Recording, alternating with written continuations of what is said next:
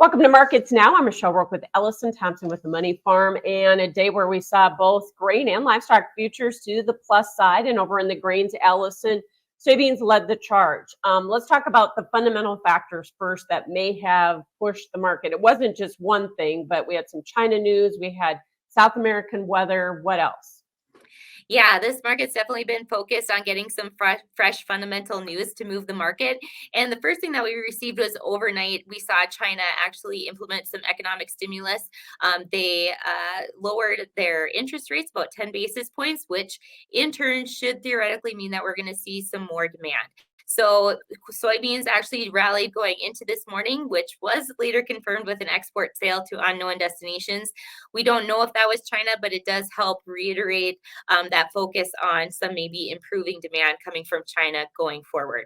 So those were the main things that sparked the market first on the overnight. And then as we got into the day session, that export sale came through. Weekly export inspections came in above trade expectations for both corn and wheat. Soybeans even were within the range of trade estimates. So both of those things help from a demand standpoint here going forward.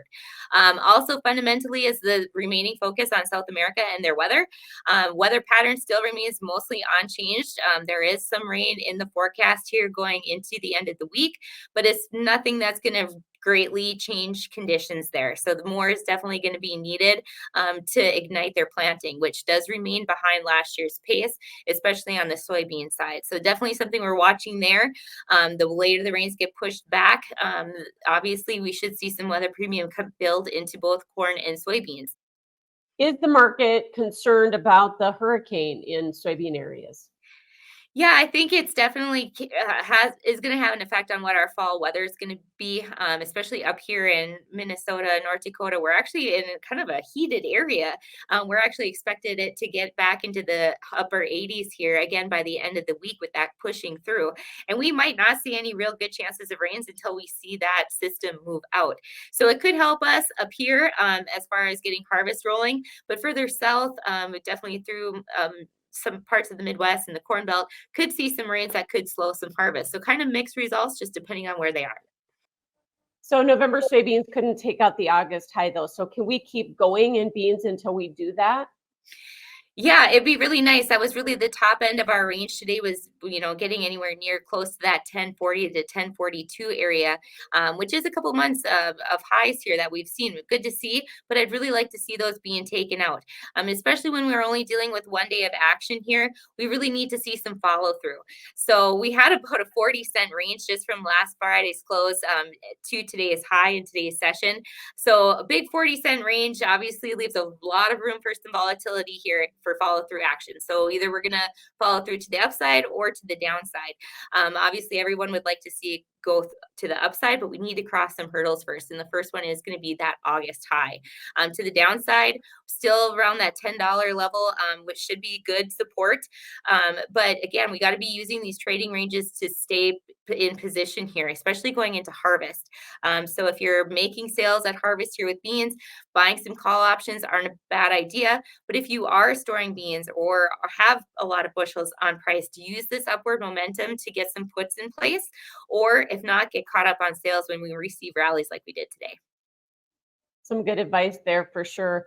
Corn, is the corn market just following soybeans, or is that market also trading South American weather? Yeah, I'd say it's a little bit of both. Obviously, soybeans are the main factor for South America's weather right now, but the later the soybeans get pushed back, theoretically, we should see corn planting get pushed back as well, which could push the crop into their dry season. So I'd say it's a little bit of both, but like I said, corn had decent export inspections here this past week. So from a demand standpoint, they are seeing some improvement as well, and we know they've been strong. Outside of that, we're watching the U.S. harvest progress for both corn and soybeans. In some areas are reporting some not so great yields either. So we could probably see a little bit of back and forth in the market on that here going forward. And on days like today, it did help spark a little bit of movement to the upside. Corn, though, September high is still intact. We have not gotten above that. Or what are you watching there? Because our range is much narrower in corn than it is in beans, right? Technically. Yes. Yes, it is. We didn't get anywhere near a 40-cent rally here to start the week on corn. That would be phenomenal. But regardless, a double-digit day is always great in the corn market. We really topped out at the high from September, which was 416. I'm watching the July and the 100-day moving average on corn for looking at some targets to the upside. That July high comes into play at 423. Until we can really close above that, again, we're kind of range bound, just like beans here. I'd really like to see us get above that. And then that's followed by the 100-day, which is at about 432.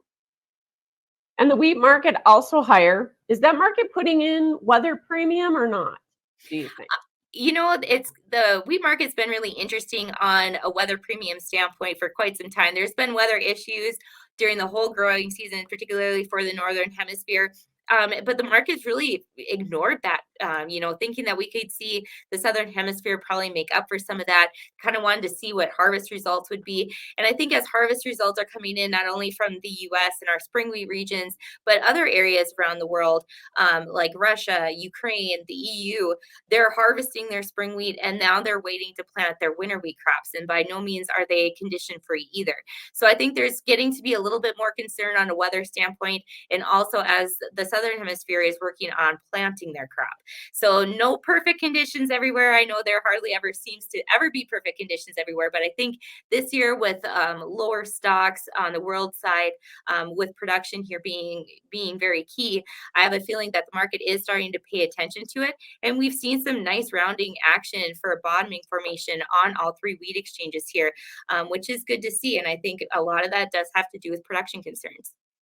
Is the wheat market also trading better demand?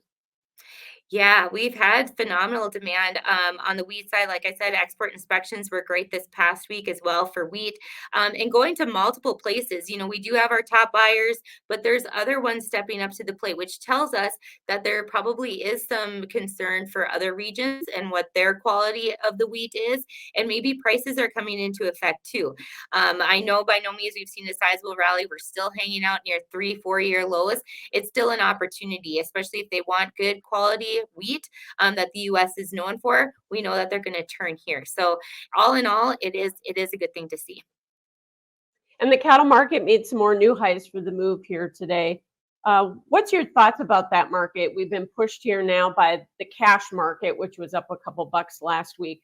But technically, are we at a point where the funds are going to jump in here too, do you think? That could very well be the case. We've seen a really nice rally on the cattle side. And the neutral report, cattle on feeders report, was pretty neutral here this last week.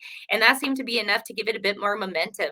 Another thing that we need to watch, though, on the cattle standpoint is also what grains do. I mean, grains had a pretty sizable rally here to start the week, and the cattle market actually held on to gains.